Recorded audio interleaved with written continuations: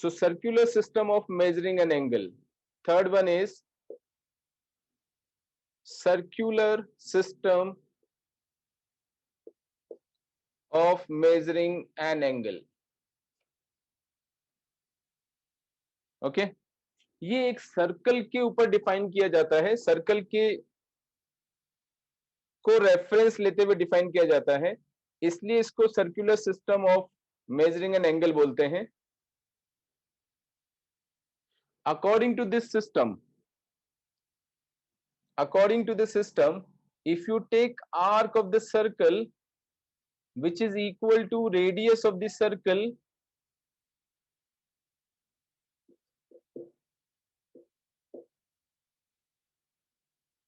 then the angle made by this arc at the center of the circle is represented by 1 radian. Radian के लिए representation है, ऊपर एक C लगा देंगे, C for circular, but we call it radian. 1 radian. This is the circular system according to the definition. For a circle, if you choose an arc which is equal to radius of the circle, join both the ends to the center of the circle, then the angle made by that arc at the center of the circle is 1 radian. This is the definition of 1 radian.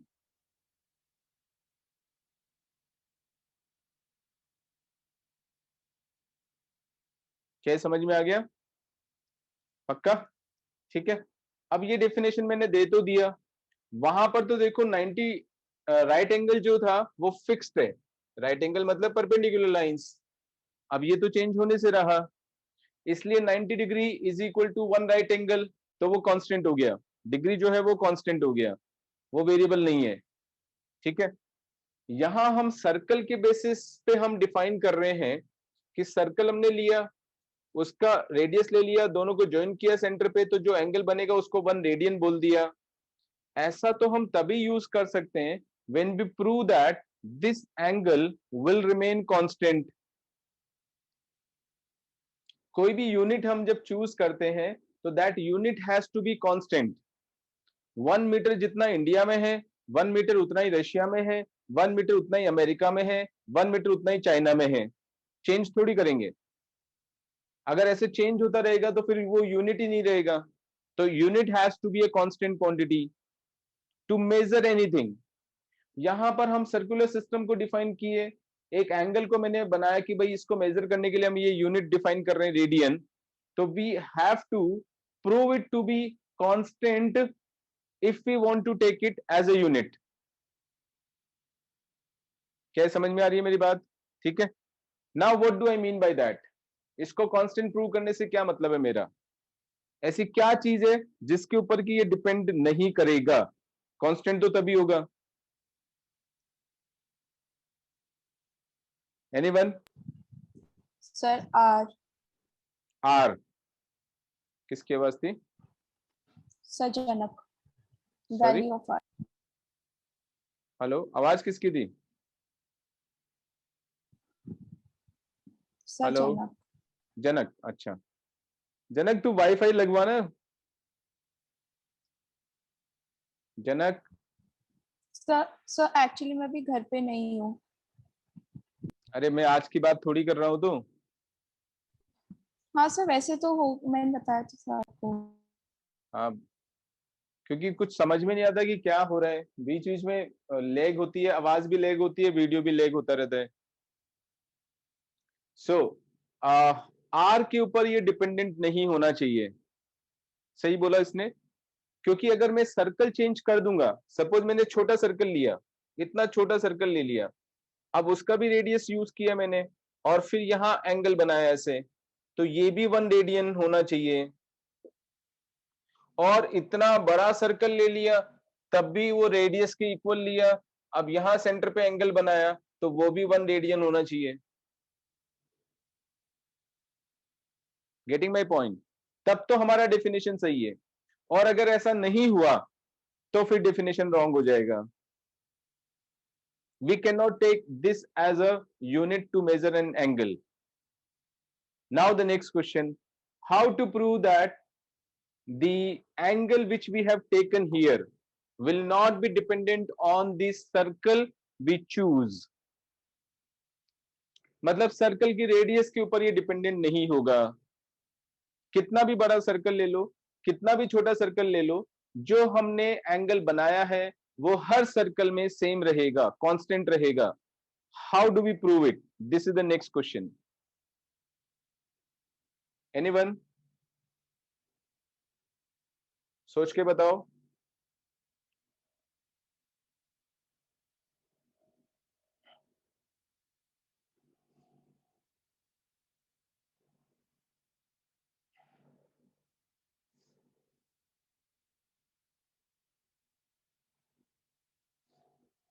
कैसे prove करें कि 1 radian angle जो है वो constant होगा, radius के ऊपर dependent नहीं होगा?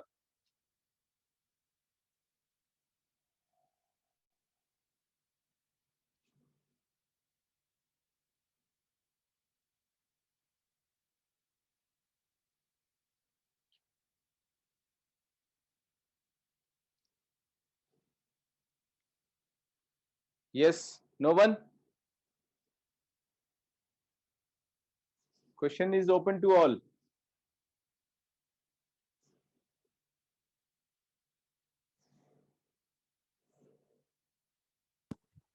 Sir,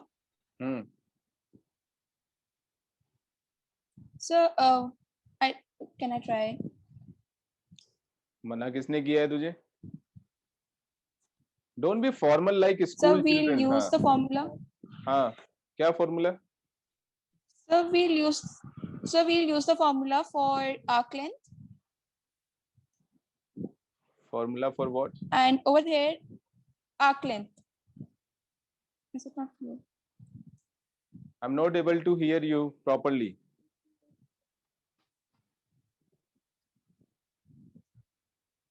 So now, बोलेगी तभी समझ में आएगा ना. sir, arc length formula. Arc length formula क्या होता है? So, the value it is theta upon 360, but sir, there is one problem. I don't know how many this radians are there in 360 degrees. Like, फिर क्या कर रही है? तो वो पहले से तुझे थोड़ी पता लग जाएगा. अभी तक वो रिलेशन तो हमने निकाला ही नहीं है. अभी तो हम ये प्रूव करने की कोशिश कर रहे हैं कि रेडियन कांस्टेंट होगा. सर डिग्रीज के थ्रू कर सकते हैं. अरे तो डिग्रीज और डिग्री की रेडियन, वैल्यू हमेशा एक ही आएगी. हाँ तो डिग्री के थ्रू कैसे करेंगे बता. सर वो नहीं समझ में आया, बट लाइक हम उसको अगर इक्वेट टू आर कर देंगे तो वहाँ पर कांस्टेंट सिर्फ एक ही बचेगा. लाइक वेरिएबल सिर्फ एक ही बचेगा, थीटा जो एंगल है, तो उसकी वैल्यू हमेशा एक ही आएगी. और कोई नहीं? सिंपल सा यूनिटरी मेथड लगाना है.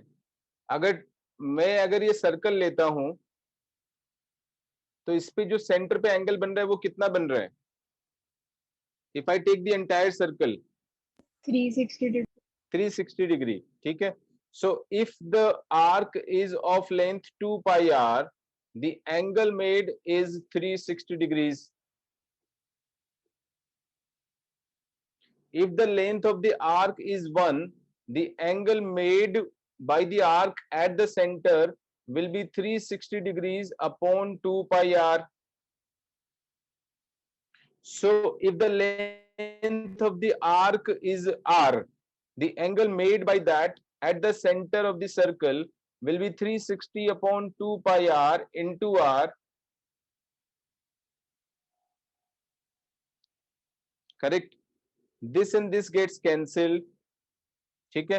Which is equal to 180 degrees upon r, sorry, pi. 180 degrees upon pi.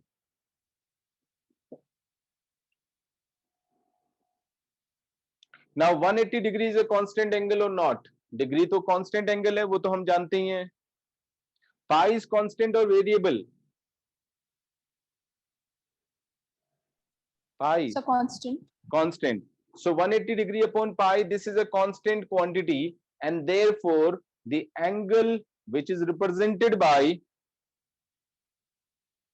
1 radian will be constant.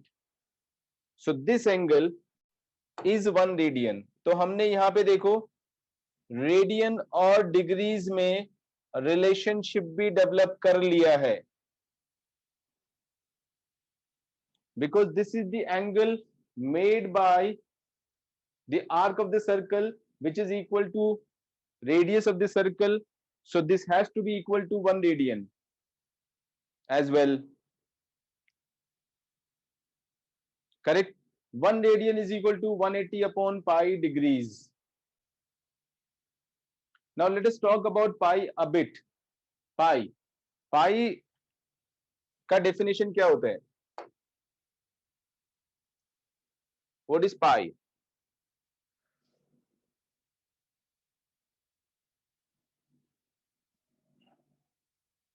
No answer?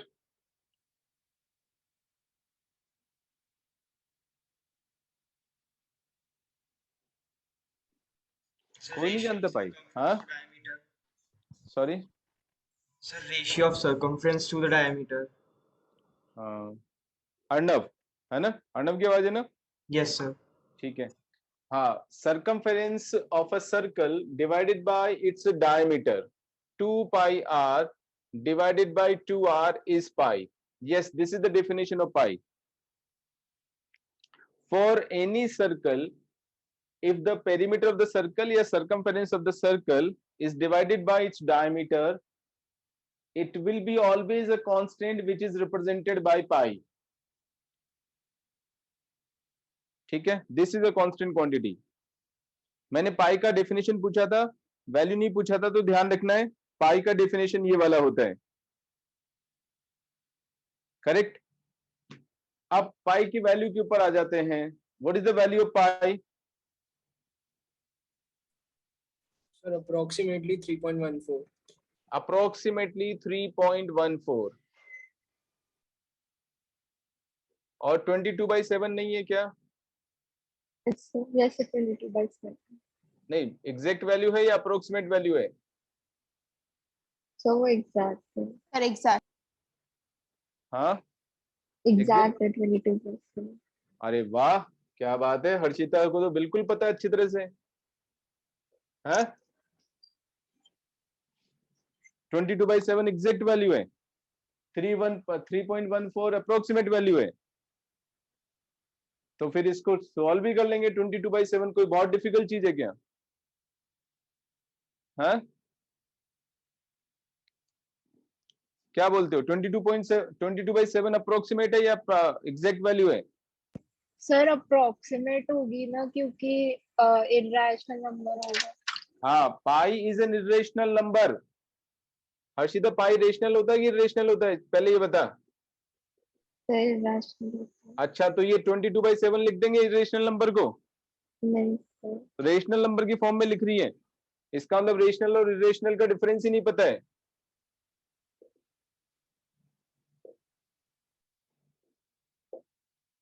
चलो फिर रेशनल और इरेशनल का डिफरेंस समझाओ मुझे. हर्षिता बताएगी मुझे. रेशनल और इरेशनल में डिफरेंस बता जल्दी से. Sir, rational number can be written in the form of P/Q, that Q is not equal to पता नहीं P/. तेरा माइक का क्या इशू है यार, कभी सही काम नहीं करता लेकिन इसको चेंज नहीं करेगी. Sir, rational number P/Q के फॉर्म में लिख सकते हैं, where Q is not equal to 0, whereas irrational number को like we cannot write in the. और डेसिमल रिप्रेजेंटेशन में? Sir,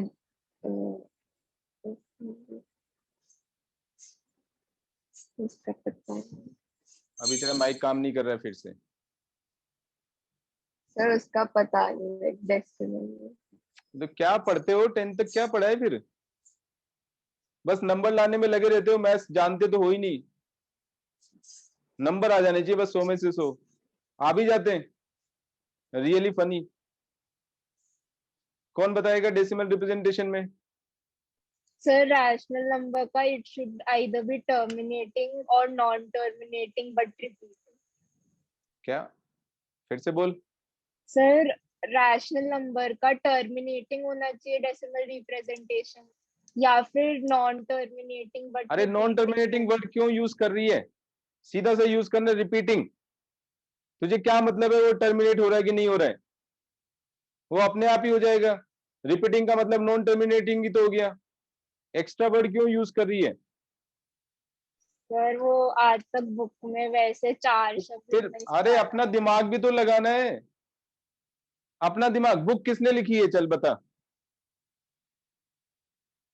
बुक किसने सर लिखी है। एनसीईआरटी के बंदे ने लिखे होंगे। एनसीईआरटी के बंदों ने, तो वो आदमी है कि भगवान है, इंसान है। अपने जैसे ही है ना, वो भी तेरी यस तरह से 10th पढ़ के गए, पास करके गए हैं। यस तो इसका मतलब उसकी जो कई बातें सारी रट के बैठ जाएंगे हम कि वो जो बोल रहा है वो सही बोल रहा है एकदम। यही तो हमारी सबसे बड़ी गलती होती है, तभी तो हमें कोई भी आदमी बेवकूफ बना देता है। Any Tom Dick and Harry who is powerful और रिच, वो हमेशा हमें बेवकूफ बनाने में लगा रहता है, because of we accept them to be correct. हम हमेशा अपने बड़े आदमी, अपने से बड़े आदमी को सही मानने लग जाते हैं, बस वही हमारी सबसे बड़ी गलती होती है। उसको सही मानना बंद करोगे तभी अपना दिमाग चालू होगा, ठीक है। सो देयरफॉर रेशनल नंबर क्या हुआ, उसका डेसिमल रिप्रेजेंटेशन होता है या तो टर्मिनेटिंग होना चाहिए या फिर रिपीटिंग डेसिमल रिप्रेजेंटेशन होना चाहिए, तो वो रेशनल नंबर होगा। जैसे 1/3 है, 0.33333 चलता जाएगा, रिपीट हो रहा है, डिजिट्स रिपीट हो जाएंगी, तो वो रेशनल नंबर होगा। Irrational number neither terminating nor repeating होता है। पाई का जो वैल्यू है अभी तक, as far as I remember, हो सकता है उससे ज्यादा भी निकाल चुके हूं, up to 10 lakhs places of decimal तक निकाल चुके हैं value, still it is non terminating and non repeating. pi is an irrational number. 22/7 is not the exact value of pi, this is again approximate value of pi. In fact this is correct up to 2 places of decimal. 22/7 जो है वो 2 places of decimal तक true होता है, उसके बाद ये wrong हो जाता है, एक्चुअल वैल्यू ऑफ पाई से मैच नहीं करता है। A better value of pi is 355 upon 113. 355 upon 113 होता है, which again actual value of pi से 6 places of decimal तक मैच करता है, इसके बाद ये भी गलत हो जाता है, but this is definitely better than 22/7. 355 upon 113, first 3 odd numbers use हो रहे हैं, 1 1 3 3 5 5, ये न्यूमरेटर बन रहा है, ये डिनोमिनेटर बन रहा है, इजी टू रिमेंबर।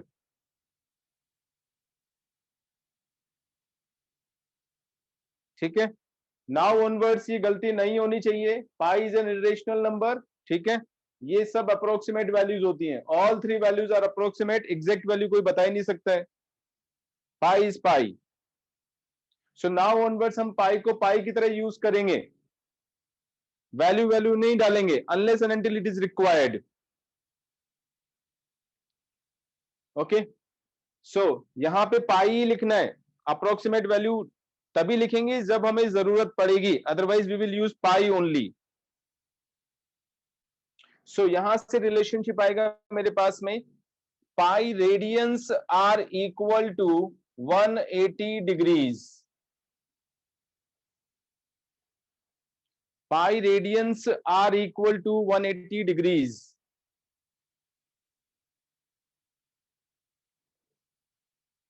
ठीक है, इसका मतलब क्या हुआ, अप्रोक्सीमेटली 22/7 या 3.14 या 355/113 radians are equal to 180 degrees. अब क्या मिस्टेक होती है यहाँ पे, क्योंकि टीचर्स भी पढ़ाते टाइम ढंग से तो समझाते नहीं है, जनरली हम पाई को 180 डिग्री की तरह यूज करेंगे अब नाउ ऑनवर्ड्स। तो बच्चे को पाई का वैल्यू तो 180 डिग्री याद हो जाता है, वो 3.14 भूल चुका होता है, थोड़े टाइम बाद तुम भी भूल जाओगे, 2-4 महीने बाद में। तो मैं पूछता हूं फिर भाई पाई 3.14 क्या था, ये 180 डिग्री कहां से आ गया बीच में ही? Pi is not equal to 180 degrees, what is this relationship? बोल के बताओ मुझे। Pi radian is equal to 180. हाँ, pi radians are equal to 180 degrees. But अब हम नाउ ऑनवर्ड्स हम क्या करेंगे, ये जो सी मैंने सिंबल बनाया है इसका यूज नहीं करेंगे। क्यों? क्योंकि हम रेडियंस में ही एंगल को यूज करना शुरू कर देंगे। अब रेडियंस में एंगल को हम इतना यूज करेंगे कि अब बाय डिफॉल्ट जो भी एंगल हम यूज करेंगे उसको रेडियंस में लेके चलना है। अगर डिग्री में मेंशन करना है, यहां पे देखो ध्यान से, हर जगह जब भी मैंने डिग्री यूज किया है ऊपर एक सर्कल बनाया है छोटा सा, विच रिप्रेजेंट्स डिग्रीज। ठीक है, या तो सर्कल बनाओ या डॉट लगाओ, कुछ भी ऐसा एक सिंबल बनाओ जिससे कि क्लियर हो जाए कि वो एंगल मैंने डिग्री में लिया है। अगर हम ऐसा नहीं लिखेंगे तो वो रेडियंस में अज्यूम किया जाएगा। So by default, we will take the angles now in terms of radians rather than degrees, without mentioning it.